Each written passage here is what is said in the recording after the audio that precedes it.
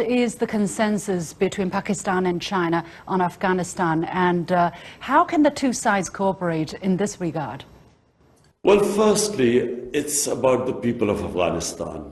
I mean, the consensus between Pakistan and China is that no nation has suffered like the people of Afghanistan. For 40 years, they've seen nothing but conflict. And this is the first time there is chance of peace, because there is no conflict going on right now in Afghanistan. But the problem right now is the prospect of a huge humanitarian crisis, because Afghanistan depended upon foreign aid. Until the Taliban government took over, 75% of the budget of the Afghanistan government came from foreign aid. So once that aid left, the whole government is in a serious state of a crisis. I mean, they cannot deliver the services because they don't have the money, and their foreign exchange reserves have been frozen. So what China and Pakistan, and I think a lot of countries, even the European countries, everyone agrees that somehow likes and dislikes of the Taliban government should be set aside, and the only thing in all our minds should be the almost 40 million people of Afghanistan. Half of them are in a very precarious position of food insecurity. There's a prospect of famine, of starvation, malnutrition. And so we agree that the top priority of everyone should be the people of Afghanistan, 40 million of Afghanistan. And as I said, half of them in an extremely vulnerable stage right now. Indeed, that is the humanitarian concern that also China takes into its heart very much as Pakistan.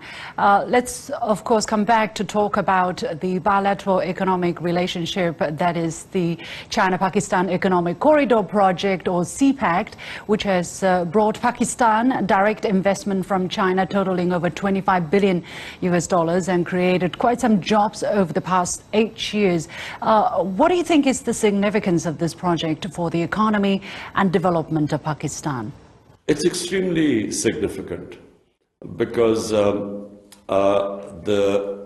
Chinese investment which came in for connectivity and then of course for power generation came at a very crucial time in Pakistan, because we were facing twin problems.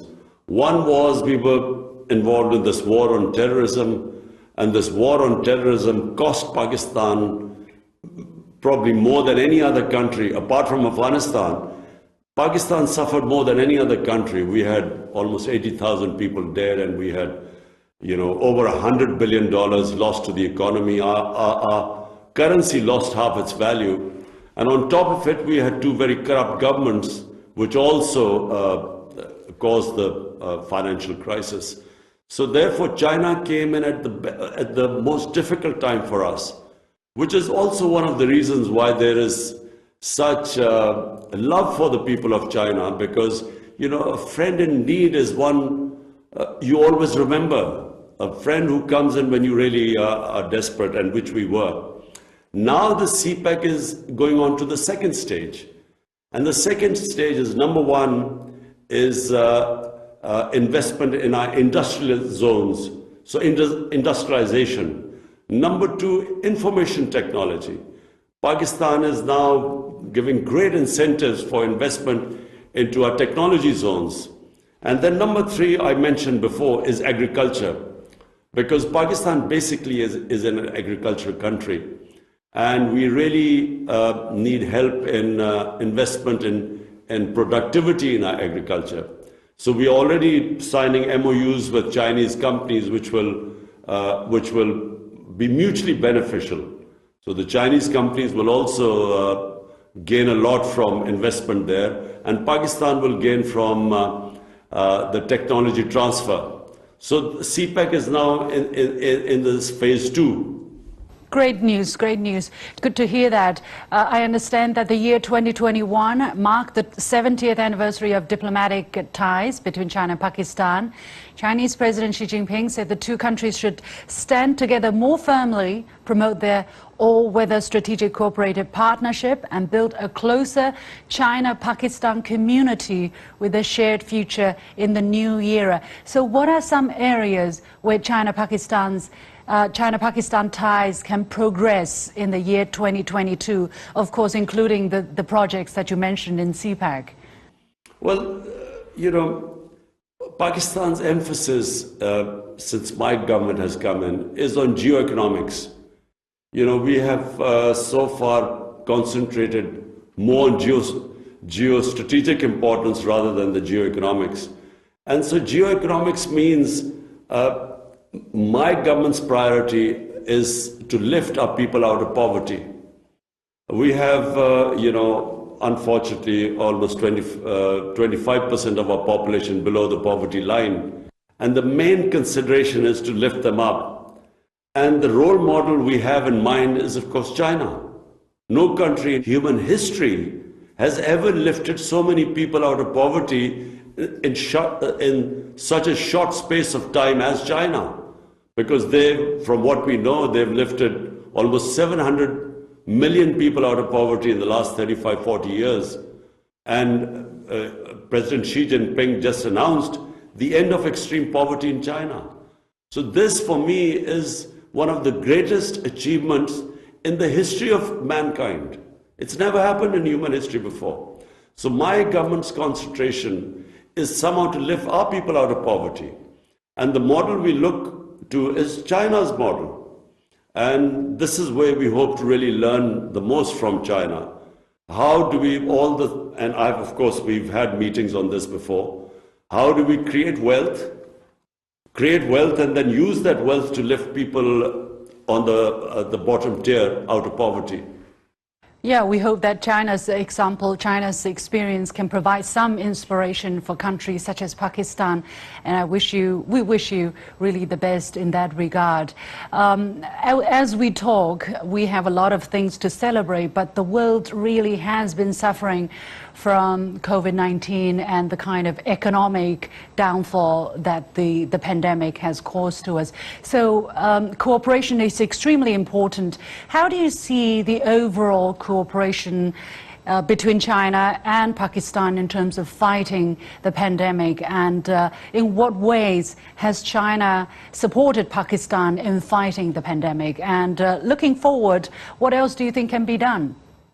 Well, you know, Pakistan, I'm very proud to say, is one of those few countries which coped with the pandemic better than the vast majority of the nations that are affected by the pandemic.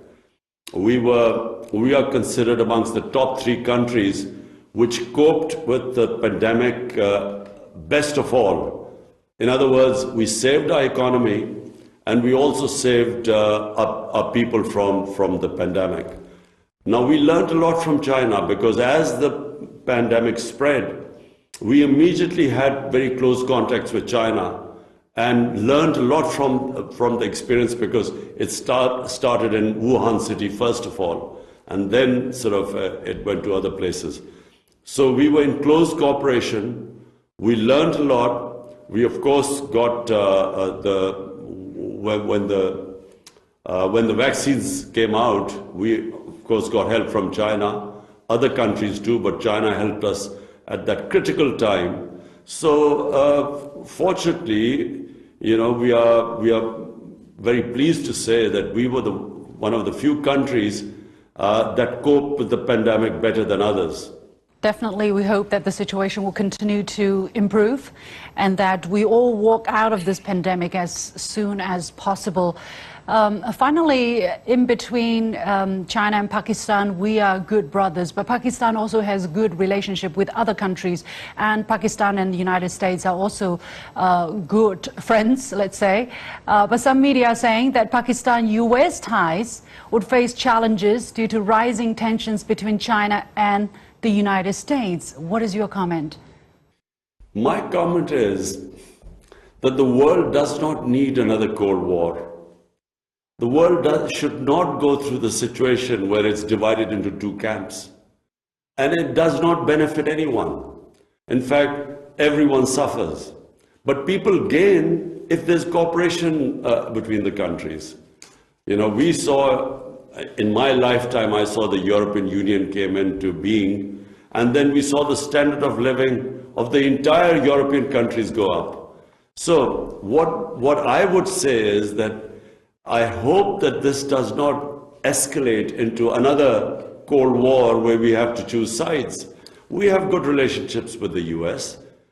We have probably what we call iron brother relationship with China. And we do not want there to be a situation where Pakistan has to say, look, if you are with China, then you have to cut off your relationship with other countries. In fact, what we want is Pakistan to play the role which it played in 1970 when Pakistan was instrumental in getting the United States and China together. The famous visit of Dr. Henry Kissinger was organized by Pakistan. So we hope to play that role. And my priority in Pakistan are the 220 million people in my country. And the only way my country, I will get my people out of poverty, the bottom tier out of poverty, is if we have economic well-being. And economic well-being comes with stability and peace. So if you have conflicts, the first thing that gets affected is your economy. And that's the last thing we want. Indeed, peace is the message and is the aspiration for the whole world. Finally, Your Excellency, if you were to give a message to the Chinese people who are watching this, who love Pakistan as much as the other way around, what would it be? Well, I want to wish the people of China happy lunar Chinese New Year. And of course, it's the year of the tiger, which is my favorite animal. So I hope, this coming year brings peace and prosperity to China and the rest of the world. The same wishes from the Chinese people to the people of Pakistan, to you personally as well. Thank you so much, Your Excellency, Prime Minister of Pakistan, Imran Khan, for accepting this interview. वज़ीर आज़म पाकिस्तान इमरान खान चीनी TV channel CGTN को interview दे रहे थे और उन्होंने अपने interview के ख़त्म पर चीनी मेज़बान को नए कमरी साल की मुबारकबाद भी पेश की और CPEC के बारे में बात करते हुए वज़ीर आज़म इमरान खान ने कहा कि CPEC अब दूसरे मरहले में दाखिल हो चुका है।